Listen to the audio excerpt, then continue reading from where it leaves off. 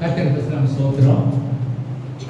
கால வேளையில் இன்னைக்கு பைபிள் ஸ்டடி ஆர் இந்த கிட்ட அந்த எந்த போகணும் தெரியாது கொஞ்சம் அப்படின்னா அவங்களுக்கு விலகும். அதே இல்லையா மறுபடி நம்ம யூகா புஸ்தகத்துக்கு நம்ம போய் அந்த சத்தியை பற்றி தொடர்ந்து நம்ம தியானிக்க போகிறோம். 2 வசனத்தை காலையில் நம்ம படிக்க போகிறோம். அதே பிரகாரம் ஸ்டடி பண்ணுவாங்க. ஓகே, முதல் வசனம் வந்து அப்போஸ்தலர் புஸ்தகம் 20வது அதிகாரம் 38 ஒரு வசனம் படிக்க தயவு செய்து எழுதி கொடுங்க. ஆண்களை கேட்கும்போது நீங்கள் அவருக்கு பதில் கொடுக்கலாம்.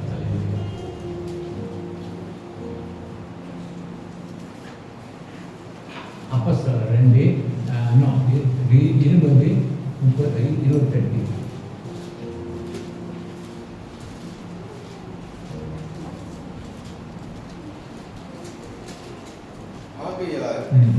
உங்களை குறித்தோ தேவன் தம்முடைய சுய ரத்தத்தினாலே சம்பாதித்து கொண்ட தமது சபையை மேய்ப்பதற்கு பரிசுத்த ஆவி உங்கள் காணிக்கைகளாக வைத்த மந்தை முழுவதையும் குறித்து எச்சரிக்கையாக இருங்கள். கடைசியாக கொரிந்தியர் புஸ்தகம் 6வது அதிகாரம் 17வது வசனம்.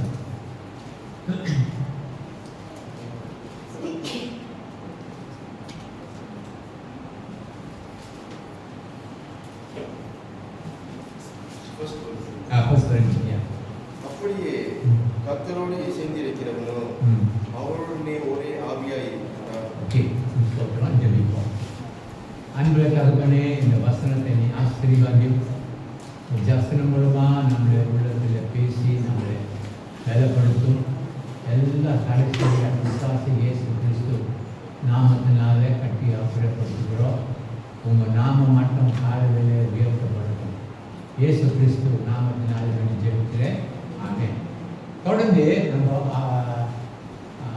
லூக்கா புஸ்தகம் 19வது அதிகாரம் 5வது வசனம் அதில் இருந்து சக்கியை பற்றி நம்ம தியானிப்போம். தொடர்ந்து 5வது வசனத்தை நம்ம படிப்போம். அது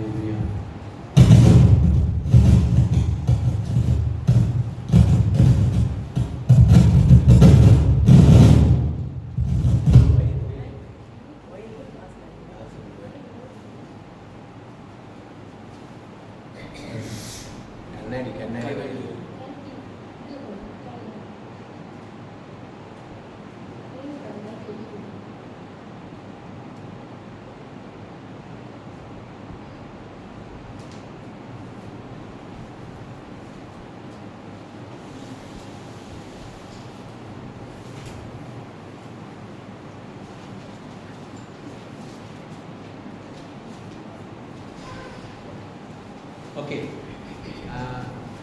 19:5 ஒரே வசனத்தை தியானிப்போம். மறுபடியும் யாராவது படிக்கும்.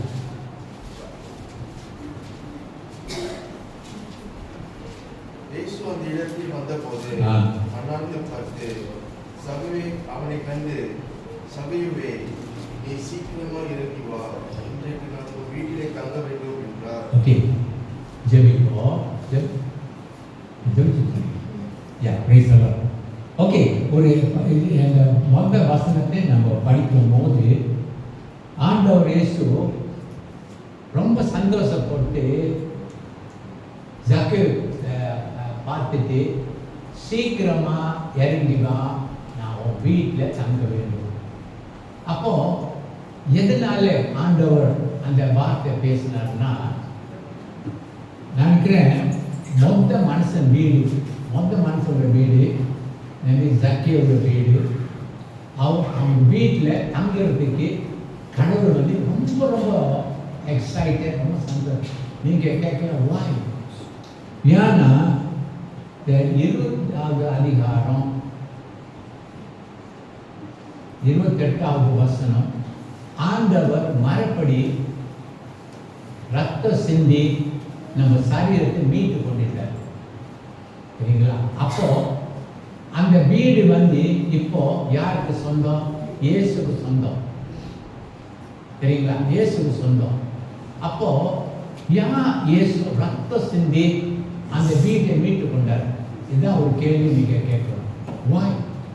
வாய் நீ அவ்வளோ பெரிய பிரைஸ் உயிரை கொடுத்து உலக ஜனங்களுக்கு ரத்த சிந்தி அந்த உங்களை என்னை மீட்டு கொண்டு இருக்கிறார்கள். எதனால?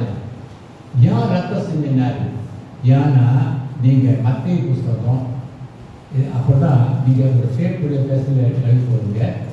13வது அதிகாரம் 40வது வசனம் 13, 40, 45 நினைக்கிறேன்.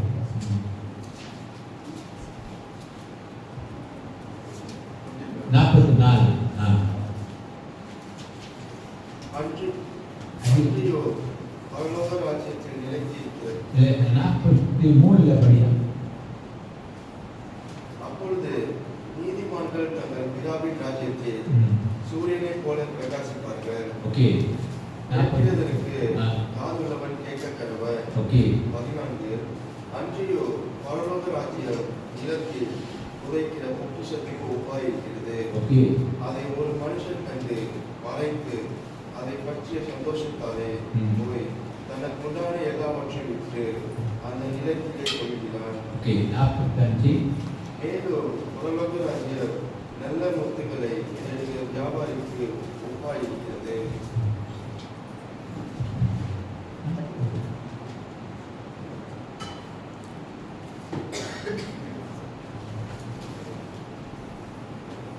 Oh, sorry, I'm wrong.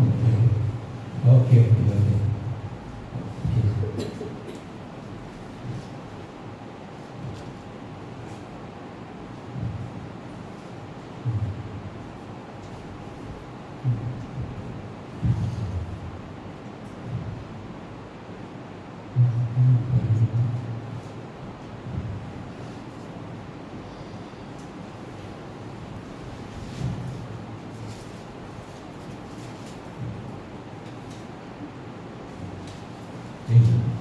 இது பைபிள் ஸ்டடி முறை நான் அந்த வசனத்தை நான் எழுதினேன்.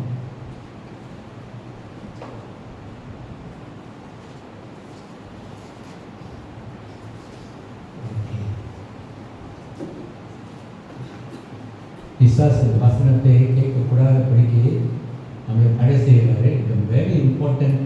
ஏன் இயேசு அவ்வளோ ரத்த சிந்தி நம்மை மீட்டு கொண்டாருன்னு நம்ம தியானிக்கிறோம். ஓகே, நான் இருக்கிறேன்.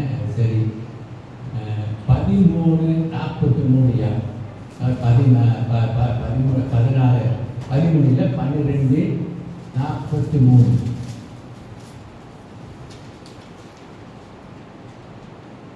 அசுத்த ஆவி ஒரு மனுஷனை விட்டு புறப்படும் போது வறண்ட இடங்களில் அலைந்து இளைப்பாறுதல் தெரியும் கண்டடையாமல் 44 நான் விட்டு வந்த என் வீட்டுக்கு திரும்பி போவேன் என்று சொல்லி அங்கே வந்து அந்த வீடு வெறுமையாகவும் பெருக்கி ஜோடிக்கத்தக்கதுமாய் இருக்க கண்டு 45 திரும்பி போய் தன்னிலும் கொள்ளாத வேறு 7 ஆவிகளை தன்னுடனே கூட்டிக் கொண்டு வந்து உட்புகந்து அங்கே குடியிருக்கும்.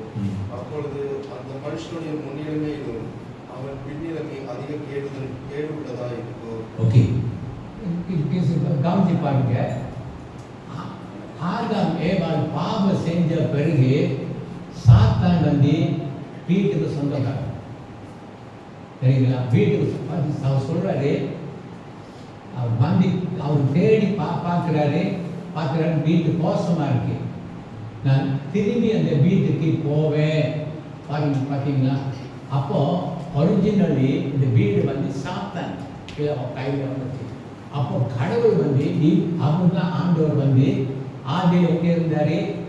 ஆதியாகமம் புஸ்தகம் 2வது அதிகாரம் 17வது வசனம் இருந்தார். எங்கே? மண்ணி எடுத்து உருவாக்கி ஜீவ சுவாசத்தை ஊதி அந்த ஜீவ ஆத்மான மனுஷன் உள்ளத்தில் இருந்தார். அப்போ சாத்தான் பாவம் செஞ்ச பிறகு, ஆதாம் ஏவாள் பாவம் செஞ்ச பிறகு அந்த கொஞ்சம் என்ன ஒரு ஆசைக்கு ஆதாம் ஏவாள் ஆண்டவர் அவ்வளோ பணம் கொடுத்து ஆசீர்வதித்து என்ன அவளுக்கு என்ன ஆசை வந்துச்சுன்னா அந்த பழத்தை சாப்பிட்டா நம்ம கண்ணு திறக்கப்படும், நாம் கடவுள் போல மாறி. பொருள் ஆசை, அதான் பொருள் ஆசை. பொருள் நல்லது, பொருள் ஆசை நம்மளுக்கு இருக்கக்கூடாது. அப்போ இந்த வீடு வந்து சாத்தன். அப்போ அவ்வளோ ரத்தம், அதுக்கு விலை வந்து ரத்தம் சிந்தினாங்க. ரத்தம் சிந்தாம வீட்டு இல்லை. அப்போ ஆண்டவர் இயேசு ரத்தம் சிந்தினார். அப்போ ஜக்கேயு அவர் பார்த்த உடனே ரொம்ப சந்தோஷப்பட்டார். ஐயோ, இந்த வீடு ஏன் வீடு, ஏன் நான் போய் தெருவு போய் தங்க போகிறேன். பார்த்தீங்களா, இதுதான் ஸ்டோரி. அப்போ ரெண்டாவது ஏன், அப்புறம் அடுத்த வசனம் வந்து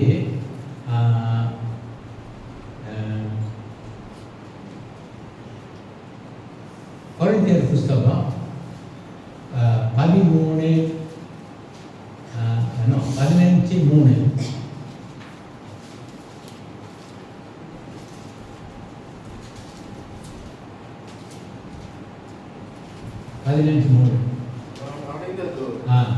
உங்களுக்கு பிரதானமாக ஒப்பித்தது என்னவென்றால், கிறிஸ்துவானவர் தேவவாக்கின்படி நமது பாவங்களுக்காக மரித்து. ரெண்டாவது வந்து எதனால கடவுள் வந்து நம்ம பாவத்திற்காக மரித்தார்? எதனால மரித்தார்? நல்லா நம்ம கவனிச்சு பாருங்க. ஆண்டவர் உங்களை என்னை படைக்கும் போது அவர் சாயலாக படித்தார். அவர் சாயலாக படித்தனால ஸோ அந்த அவர் மீட்டு கொண்டாடி எல்லா ஜனங்கள் நரகத்துக்கு போவாங்க. அப்போ ஜனங்கள் அவர் பாவம் இல்லை, நமக்காக பாவமானார். ஸோ பார்த்தீங்களா, எவ்வளோ ஒரு அன்பு அவர் கடவுள் அன்பு மேலே அவ்வளோ அன்பு.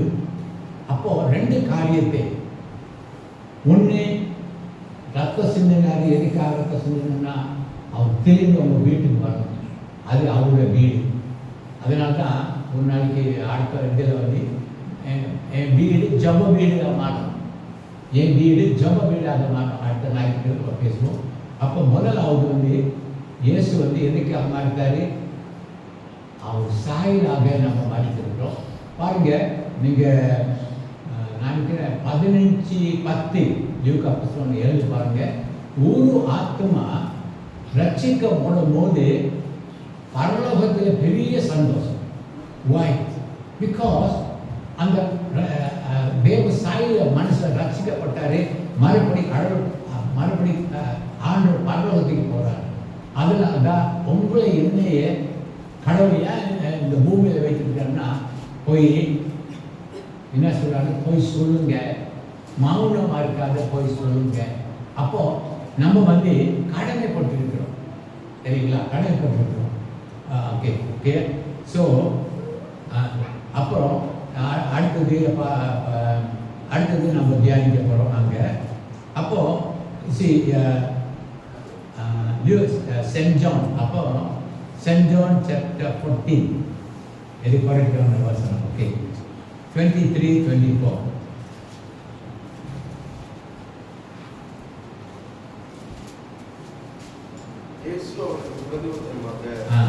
ஒருவன் என்னில் அன்பாய் இருந்தார், அவன் என் வசனத்தை கைக்கொள்வார், அவனில் என் பிதா அன்பாய் இருப்பார், நாங்கள் அவனிடத்தில் வந்து அவனுடைய வாசம் பண்ணுவோம். 24. ஏனெனில் அன்பாய் இராதவர் என் வசனங்களை கைக்கொள்ள மாட்டார். நீங்கள் கேட்கிற வசனம் என்னுடையதா இராமல் என்னை அனுப்பின பிதாவுடையதா இருக்குது. அப்போ கடவுள் வந்து என்ன சொல்றாரு? அவரு சிலுவை போறதுக்கு முன்னே என்ன சொல்றாரு? என்னை நேசிக்கிறவர் என் கற்பனைகளை கை கொள்வாங்க.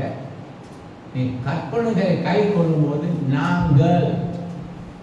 நாங்கள் இங்கே வருவாங்க, உங்க வீட்டுக்கு you will come and we will come. Who is we? God the Father, God the Son, God the Holy Spirit. மூணு பேரு அந்த வீட்டுக்கு வர்றதுக்கு ஆயத்தமாக இருக்கிறாங்க. அதனால தான் ஜக்கேயு அந்த வீட்டு பார்த்த உடனே ரொம்ப சந்தோஷப்பட்டாரு. சாரி, ரொம்ப சந்தோஷம். ஐயோ, மறுபடியும் என் வீட்டுக்கு நான் வந்துட்டேன், சந்தோஷம், பெரிய சந்தோஷம். அப்போ அடுத்த 6வது, அப்போ இப்போ 5 லூக்கா புஸ்தகம் 5:19 நான் முடிச்சுட்டோம். 5 அப்போ 6வது அதிகாரத்துக்கு 6வது வசனத்துக்கு நம்ம போவோம். 6வது வசனம்.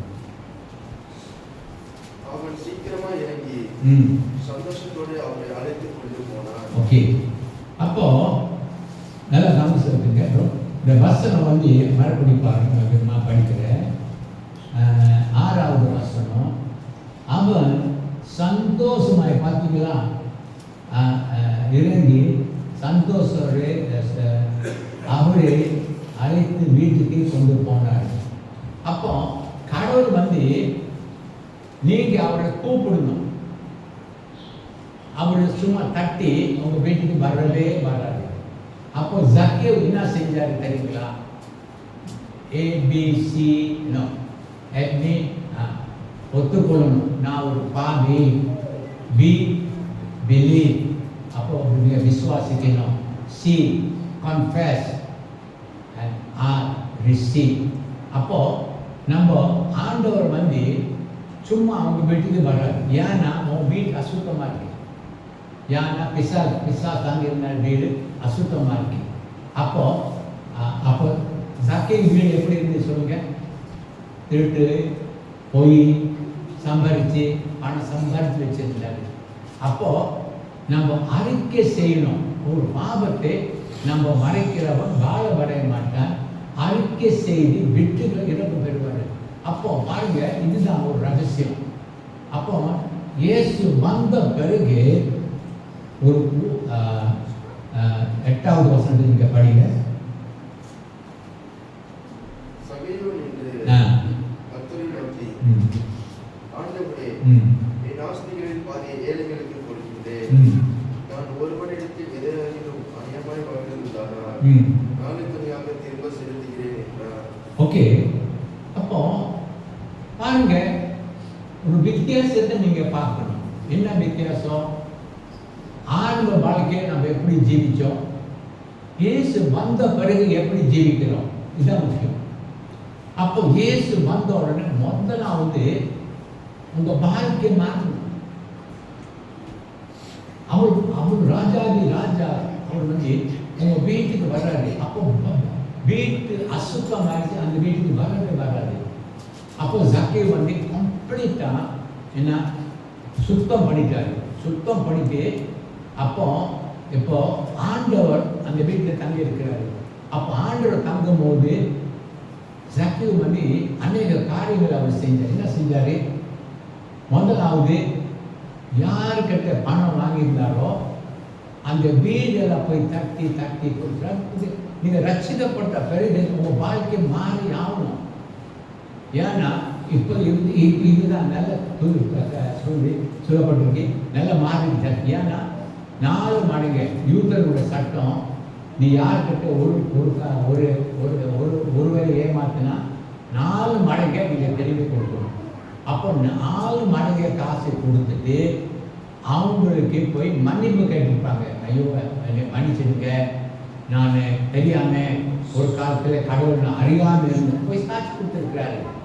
அப்போ நான் அறியாமல் உங்களை ஏமாற்றி காசு வாங்கியிருந்தேன். அப்போ இந்த காசு நான் மறுபடியும் உங்கள்கிட்ட கொடுத்துட்றேன். அப்புறம் கடைசியில் என்ன செஞ்சார்? மன்னிப்பு வந்துட்டு அப்போ அவர் பார்த்தாரு, இயேசு ஒரு மனுஷனை இயேசு மாத்துறாரு. இயேசு வந்த வீட்டில் சமாதானம், நிம்மதி. அப்போ என்ன செஞ்சாரு? நான் இதெல்லாம் கற்பனை பண்ணி பார்க்குறேன், மெடிடேட். அப்போ என்ன நினைக்கிறேன்னா, என் வாழ்க்கையில கடவுள் அவ்வளோ நல்லா செஞ்சிருக்கு. அப்போ ஏன் மற்ற ஜனங்கள் ரட்சிக்கப்படக்கூடாது? புரியுங்க நான் சொல்றது? ஏன் மற்ற ஜனங்கள் ரட்சிக்கப்படக்கூடாது? அப்போ பாதி ஆஸ்தி கடவுளுக்கு கொடுத்தார், ஊழியத்துக்கு கொடுத்தார். அப்போ கடைசியில் ஆண்டவர் வார்த்தை சொல்றாரு. என்ன வார்த்தை? இந்த வீட்டுக்கு என்ன வந்துச்சு? அவ்வளோ நாள் ரட்சிப்பு. அப்போ ரட்சிப்பு வந்துச்சுன்னா என்ன அவங்களோட அர்த்தம் தெரியுங்களா? Jesus has come to live in your heart. புரியுதா? அப்போ கடைசியில் கடவுள் சக்கையை சொல்கிறாரு, நினைக்கிறேன் Hebrew chapter 13 verse 5. Hebrew chapter 13 verse 5.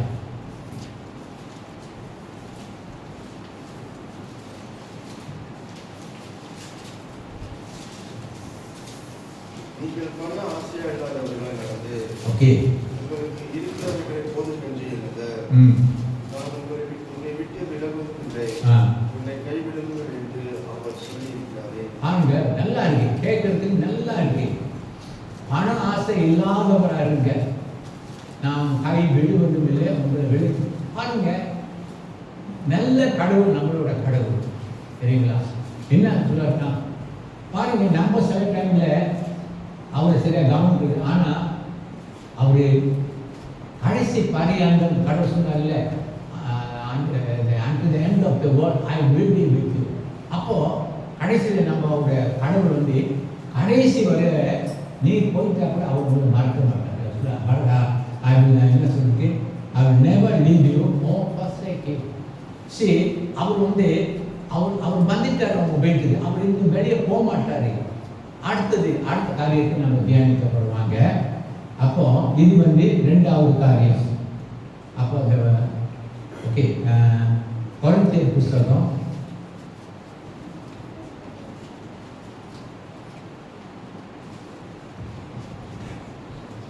இல்லை, முதலாவது எஃபிஷியன் டைம் இருக்கு. ஓகே, எஃபிஷியன் 5:32. இந்த ரகசியம் பெரியது, நான் கிறிஸ்துவை பற்றியோ சபை பற்றியோ சொல்கின்றேன். ஓகே, 5:32 எஃபிஷியன் 5:32 கல்யாணம் பற்றி பேசிருக்கு. Yes sir, 33 sorry sir. Okay, அப்படியோ அவனவர் தன்னிடத்தில் அன்பு கூறுவது போல தன் மனைவியிடத்திலோ அன்பு கூற கடவர். மனைவியும் புருஷனிடத்தில் பயபக்தியாய் இருக்க கடவர். அப்போ ரெண்டு மாம்சம், 2 flesh shall be 1 போட்டிருக்கு. அது இது 2 shall be 1 flesh. 30 ஓகே.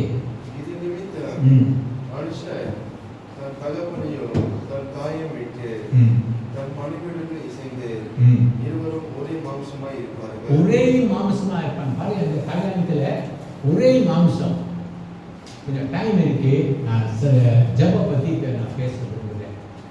பாருங்க, 2 பேரு, ஒரு வசனம் இருக்கு, நான் நீங்க எழுதிக்கொள்ளுங்க. மத்தேயு 18:19-20 2 பேரு ஒரு மனமா எந்த காரியத்தை நீங்க கேட்குறீங்களோ அந்த காரியத்தை கர்த்தர் மதம் கொடுப்பாருன்னு சொல்லப்படுது. ஓகே, அப்போ இங்க 2-3 பேர் குடியிருக்கிறாங்களோ அந்த நடுவில் நாங்கள் பாருங்க, நம்ம 2 கிறிஸ்தவர்கள் இப்போ புருஷ மனைவியோட நம்ம கூடி ஜெபிக்கிறோம். அவங்க 3 பேர். சரி, கடவுள் வந்து புதிய ஏற்பாடில் இந்த 2 பேர் நீ உட்காந்து ஜெபிக்கும் போது கடவுள் அங்கே இருக்கிறார். அப்போ இதில் நீங்கள் கொஞ்சம் இவரை பற்றி கொஞ்சம் நேரம் தியானிக்கலாம். ஆபிரகாம் அண்ட் சாரா. பாருங்க, ஆபிரகாம் சாரா கடவுள் வந்து வாக்குத்தத்தை கொடுத்தாரு. எத்தனை வருஷம்? 25 years பேக். நான் உனக்கு ஒரு பிள்ளை கொடுப்பேன். அப்போ அதில் அந்த சாரா அண்ட் அந்த குருமான ஜபம் கொஞ்சம் நமக்கு சொல்கிறவங்களுக்கு வெரி பவர்ஃபுல் ஜபம். ஆனால் நம்மளுக்கு என்ன இல்லைன்னா பொறுமை இல்லை. சரி, 25 வருஷம் யார் காத்திருப்பாங்க? யார்? ஐயோ, பிசாசு சொல்வார், ஒரு வருஷம் போயிடுச்சு, 2 வருஷம், 20 இங்கே நடக்காத காரியம். ஆனால் வாக்கு தத்தம் பண்ணினவர் உண்மை உள்ளவர், அப்படியே செய்வார். அப்போ நம்ம வந்து என்னென்ன நம்மளுக்கு ஒரு சந்தேகம் வருது. பிசாசு சந்தேகம் கொண்டு வர்றது, இது நடக்காது அப்படின்னு சந்தேகம். ஆனால் ஆபிரகாம் சாரா ஒரு காரியத்தை செஞ்சாங்க. நான் வீட்டில் போய் நீங்கள் எழுதி கொள்ளுங்க. Hebrew chapter 11:11. மனைவி 2 பேர் மனைவி என்ன ஜெபிச்சாங்க தெரியுங்களா? அவரு உண்மை உள்ளவர். மனைவி என்ன சொன்னாங்க? உண்மை உள்ளவர். நீங்க வீட்டு போய் படிச்சு பாருங்க. ஆனா நான் நினைக்கிறேன் ரோமர் 5:19 நினைக்கிறேன். 5:19. அப்போ ஆபிரகாம் என்ன சொன்னாரு? இஸ் ஏபிள், அவனால முடியும். அப்போ ஒவ்வொரு நாளே புருஷக்காரர் சொல்றாரு, கடவுள் வாக்குத்தத்தத்தை பண்ணிருக்காரு, முடியும்.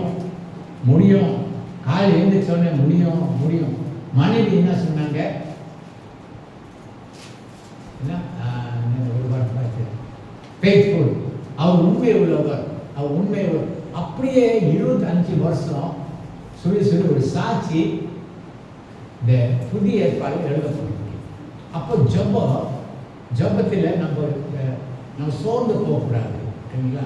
ஓகே, அப்போ அந்த இது வச்சு தான் என்ன ஓகே. இப்போ வந்து turn to 1 Corinthians chapter 6 verse 17.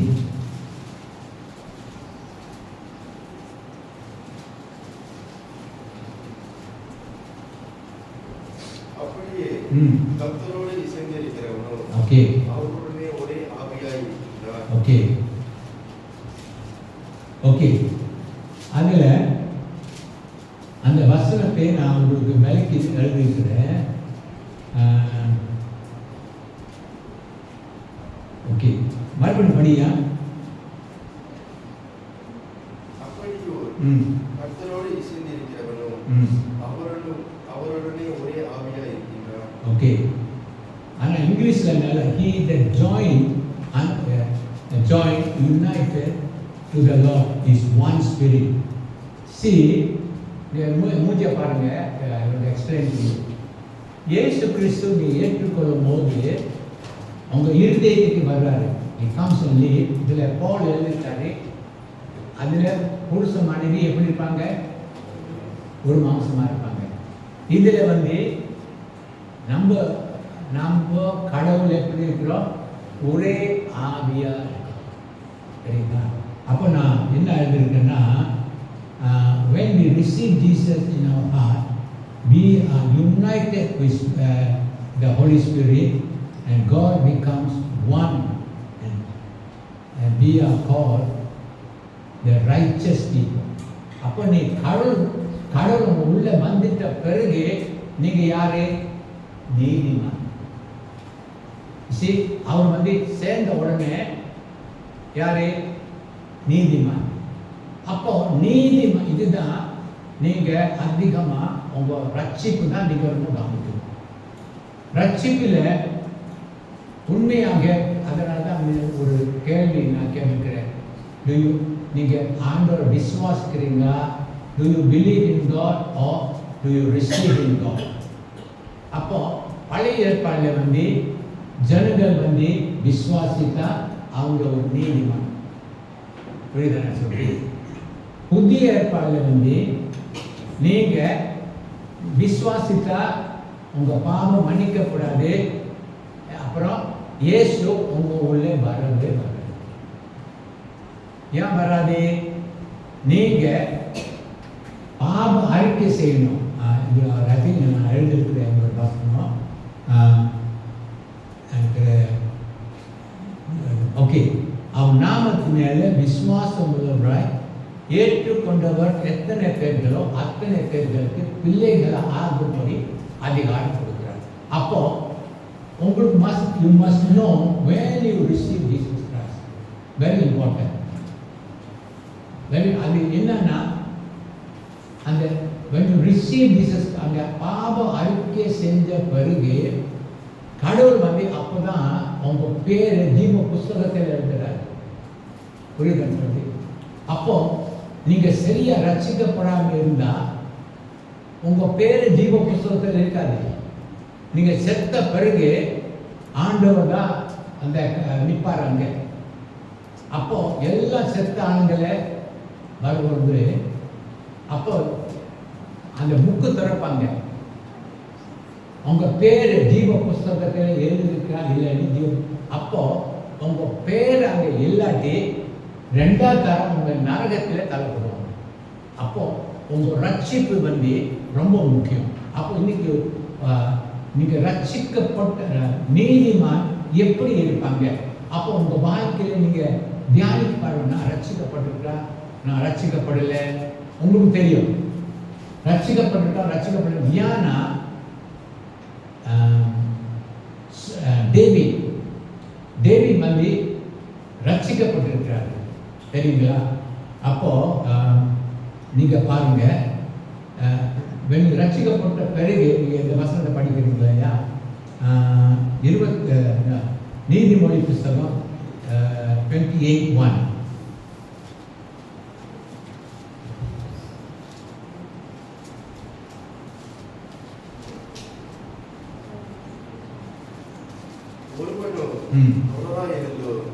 துன்மார்க்கர் ஓடி போகிறார்கள், நீதிமான்களோ சிங்கத்தை போல தைரியமாய் இருக்கிறார்கள். சிங்கத்தை போல நீங்க உங்க வாழ்க்கையை எக்ஸாம்பிள் பண்ணி பாருங்க. நீங்க உங்க வாழ்க்கையை ரட்சிக்கப்படுறதுக்கு முன்னே எப்படி இருக்கீங்க, ரட்சிக்கப்பட பிறகு எப்படி ஜெபிக்கிறீங்க உங்களுக்கு தெரியும். பாருங்க, தாவீது வந்து ஒரு சிறு பையன். ஒரு முக்கியமான கருத்தை நான் மறந்துட்டேன். இப்போ இயேசு உங்க வாழ்க்கையில் வந்த பிறகு you are a super human being. Super Tamil என்ன? தேவ தன்மை உள்ள மனிதன். புரியுதா? அப்போ யூ வில் சூப்பர், நீங்க டூ சம்திங் எக்ஸ்ட்ரா ஆர்டினரி நீங்க செய்வீங்க. ஏன்னா கடவுள் வந்து நீங்க கடவுள் இருக்காங்க, நீங்க கடவுள் எப்படி இருக்க ஒரு ஸ்பிரிட் இருக்கு, ஜாயின் நீங்க ஒரு ஸ்பிரிட் இருக்காங்க. You are something very great. Before நீங்க ரொம்ப வீக்காக இருப்பீங்க, ரொம்ப பலவீனமாக இருப்பீங்க. ஆனால் நீங்கள் ஜெயின் பண்ண உடனே நீங்கள் எப்படி இருக்கீங்க? தைரியமாக இருப்பீங்க.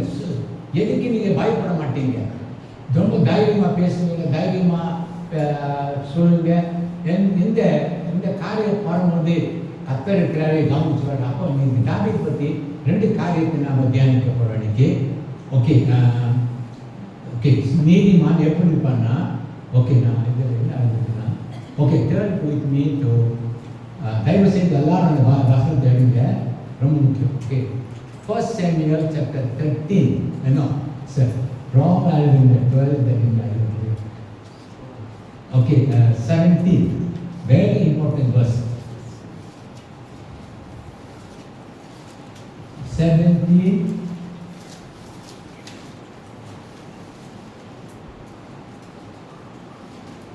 17:32.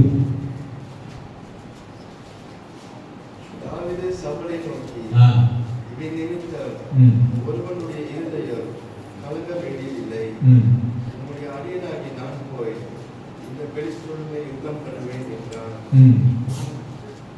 ஓகே படிச்சிட்டு போயா 33. அப்பொழுது சவுல் தாவீதை நோக்கி, நீ இந்த பெலிஸ்தருடனே எதிர்த்து யுத்தம் பண்ண உன்னால் ஆகாது.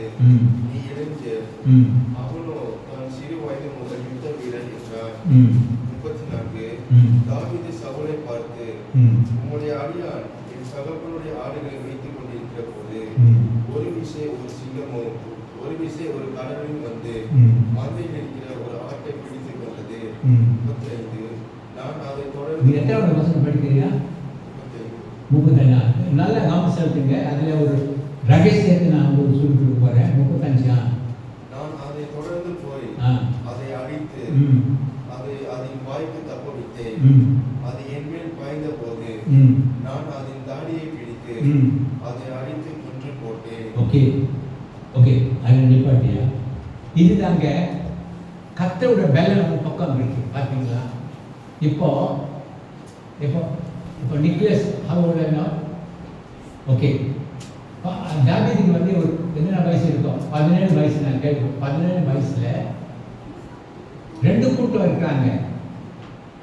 பயந்த கூட்டம் யாரு அண்ணன்மார்களா எல்லாரும் யுத்தத்துக்கு போகணும். பார்த்தீங்களா ஒரு டிஃப்ரென்ஸ் பார்த்தீங்களா? அவ்வளோ படிச்சிருக்காங்க, எவ்வளோ பார்த்தா ரொம்ப பெரிய பலமாக இருக்காங்க. அவங்க கோலியத்தை பார்த்து அவங்க நடந்துறாங்க. அப்போ தான் சாவுல் ராஜா பார்த்துட்டு சொல்கிறாரு, அவங்க எல்லாம் ஒன்றும் செய்ய முடியல, நீ எப்படி போய் சண்டை போட போகிற, எப்படி நீ சண்டை போட போகிற அப்படின்னு தான் சாட்சி கொடுக்குறாரு. என்ன சொல்கிறாரு, சிங்கம் வந்து என்னை ஒரு ஆட்டை பிடிச்சிட்டு போகும்போது நான் பாய்ந்து போய் சிங்கம் தாடி பிடிச்சி அவங்க பெலன் இங்கே வந்துச்சு. பெலன் இங்கே வந்துச்சு. அதான் தெய்வீக பெலன், தெய்வீக பெலன். அப்போ உங்களுக்கு தெரியும் தெய்வீக பெலன் உங்களுக்கு இருக்கா இல்லைன்னு. ஒரு பிரச்சனை வரும்போது நீங்க பயப்படுறீங்களா? இல்லாட்டி என் கடவுள் இருக்கிறாங்க. அப்போ இங்க வந்து ஒரு சின்ன பையன், அவர் மக்கள் 20 years ஓடி, அப்போ டேவிட் இன்னும் எப்படி இருப்பான்னு தெரியாது. ஆனா நான் என்ன சொல்றேன்னா, கடவுள் உங்க உள்ள வந்து தங்கும் போது, நீங்க கடவுள் போய் சேரும் போது, நீங்க சூப்பர் ஹியூமன்னா நீங்க ஒரு தமிழ் இருக்கிற தெய்வீக தன்மை உள்ள மனுஷன், சம்திங் சூப்பர் பவர். அப்போ உங்களுக்கு நீங்க தியானிக்கணும், கூட கடவுள் உண்மையாக இருக்கிறாரா? அப்போ கடவுள் இல்லாதவர் பயந்துட்டு நடக்கிறாங்க, இவர் கடவுள் இருக்கிறாரு. அப்போ அவர் வந்து அவர் வீரர். அப்போ கிறிஸ்தனுக்கு வந்து நம்ம நினைக்கிற போல ஒரு இப்போ வந்து நாளைக்கு நாளே ஒரு மதத்தை மாதிரி கொண்டு வந்துட்டாங்க. we don't see அந்த வல்லமை, the power, we don't see it. We don't see it now. 40 years back, நம்ம see it. Miracles, every corner, every church in a miracle. அந்த கண்ணு பார்வை கொடுத்துட்டாரு, சப்பானி நடக்கிறான்னு 40 years back அப்படியே சாட்சியெல்லாம் கொடுப்பாங்க. இப்போ ஸ்பெஷல் மீட்டிங்ஸ் இல்லை, ஒன்றும் இல்லை. நம்ம வெறும் இப்போ கிறிஸ்மஸ் நம்ம இந்தியா ப்ரோக்ராம் நான் படிச்சிருக்கேன், அந்த பாட்டு தான் ரொம்ப போடுறாங்க. அது நம்ம பாட்டு. ஸோ என்னன்னா, உலகம் மாறுவாங்க, ஆனால் கடவுள் மாற மாட்டார். நம்ம அவர் மேலே என்ன இருக்கணும்னா யூனிட்டி இருக்கணும். யூனிட்டினா 2 பேர் சேர்ந்தோம், ஹஸ்பண்ட் ஒய்ஃப் சேர்ந்து. பார்த்தீங்களா என்ன எத்தனை வருஷம் பிள்ளை இல்லாமல் இருந்துச்சு, கடவுள் நம்பி அதே கடவுள் நம்ம சேவிக்கிறோம். ஓகே, அடுத்தது பாருங்க, கோலியத்னா 6 foot 7 foot அவ்வளோ பெருசு. தாவீது இங்க உட்காந்து அவரை பார்ப்பான்னு நினைக்கிறேன் தாவீது. ஆனா அடுத்த வசனத்தை நம்ம பார்ப்போம். வாங்க, இதுல டிபார்ட்மெண்ட்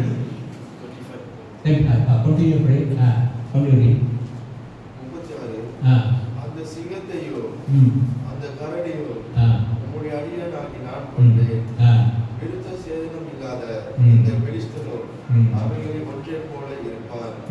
அவன் ஜீவனுள்ள தேவனுடைய சேனைகளில் இந்தானே என்றார். 37 இன்னும் தாவீது, என்னை சிங்கத்தின் கைக்கோ கரடியின் கைக்கும் தப்புவித்த கர்த்தர் இந்த பெலிஸ்தனுடைய கைக்கும் தப்புவித்தார் என்றார்.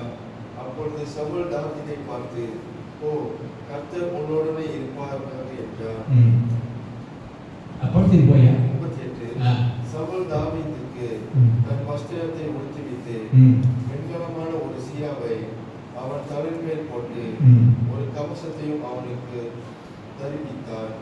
39 அவனுடைய பட்டயத்தை தாவீது தன் வஸ்திரங்களின் மேல் கட்டி கொண்டு அதிலே அவனுக்கு பழக்கமில்லாத நடந்து பார்த்தான். அப்பொழுது தாவீது சவுலை நோக்கி, நான் இவர்களை போட்டுக் கொண்டு போகக்கூடாது, இந்த அபியாசர் எனக்கு இல்லை என்று சொல்லி அவர்களை கலைத்து போட்டு 40 தன் தாடியை கையிலே பிடித்துக் கொண்டு ஆற்றிலே இருக்கிற 5 குளங்களை தெரிந்தெடுத்து அவைகளை மேய்ப்பதற்குரிய தன்னுடைய அடிப்படைகளை போட்டு தன் கவனை தன் கையிலே பிடித்துக் கொண்டு அந்த பெலிஸ்தன் அண்டையில் போனார். 41 பெலிஸ்தனும் நடந்து தாவீது கண்டை கிட்ட வந்தார். மரியசை பிடிக்கிறவர்கள் அவனுக்கு முன்னாக நடந்தார். 42 பெலிஸ்தன் சுற்றி பார்த்து தாவீதை கண்டு அவன் இளைஞனோ சௌந்தரிய ரூபமான சிவந்த வெளி உள்ளவராய் இருக்கிறபடினால் அவனை அசட்டை பண்ணினான். 43 பெலிஸ்தன் தாவீதை பார்த்து, நீ தானிகளோடு என்னிடத்தில் வர நான் நாயா என்று சொல்லி அவன் தன் தேவர்களை தாவீதை சபித்தார்.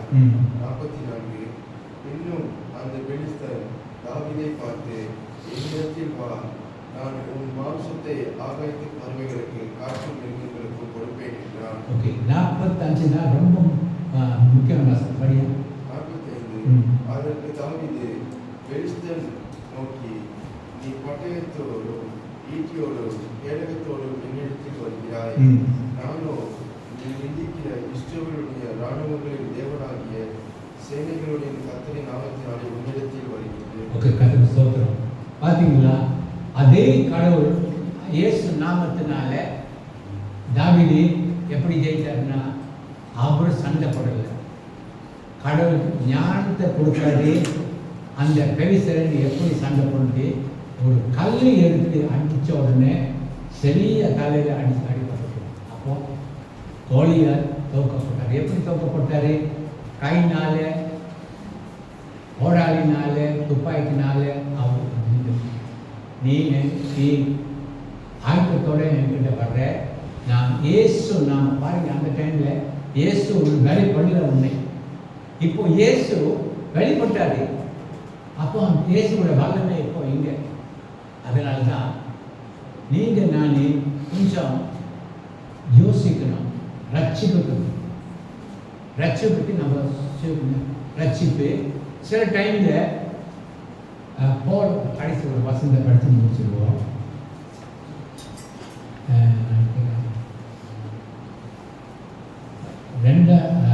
Second Corinthians chapter 13:5 last one 13:5 நீங்கள் விசுவாசம் உள்ளவர்களோ என்று நீங்களே சோதித்து அறியுங்கள். ஓகே, உங்களை நீங்களே பட்சித்து பாருங்கள். ஓகே, இயேசு கிறிஸ்து உங்களுக்குள் இருக்கிறார் என்று உங்களை நீங்களே அறியுங்களா? ஓகே, நீங்கள் பரிச்சைக்கு இல்லாதவர்களாக இருந்தால் அறியுங்கள். அப்போ போல் அவ்வளோ காரியம் சொல்லிட்டு சொல்றாரு. ஆனால் இப்போ கிறிஸ்தவர்களுக்கு அவர் எழுதுறாரு. என்ன எழுதுறாருன்னா, உங்கள் வாழ்க்கையை ஆராய்ந்து பாருங்க. சும்மா சபைக்கு வந்துட்டு போகாதீங்க. அவரும் கூட இருக்கிறாரா இல்லைன்னு ஆராய்ந்து பாருங்க. ஒரு வித்தியாசத்தை உங்களுக்கு தெரியும். You know the difference. ஒரு 20 years பேக் எப்படி கடவுள்கிட்ட நீங்கள் நெருங்கி பழகினீங்க, நெருங்கி ஜெபிச்சீங்க. இப்போ உங்கள் வாழ்க்கையில் கடவுள் எப்படி உங்களுக்கு தெரியும். ஏன்னா இதில் நம்ம ஏரியா அந்த போல் அவனுக்கு பிடிச்சி சொல்கிறார். நம்மளை எக்ஸாம்பிள் பாருங்கள், நினைக்காதீங்க கடவுள் இருக்காருன்னு நினைக்காதீங்க. ஒரு சமயம் நீங்கள் பாவம் செஞ்சு தான் அவங்க விட்டு போயிருப்பாரு. ஆராய்ந்து பாருங்க. அப்போ நீங்கள் கால வேலையில் நம்ம கடமை என்னன்னா, நம்ம ஆராய்ந்து பார்ப்போம். ஆண்டவன் நமக்கு இருக்கிறாரா இல்லை. ஓகே, அப்படின்னு சொல்ல நேரம் ஜெபிப்போம். ஒரு பாட்டு பாடி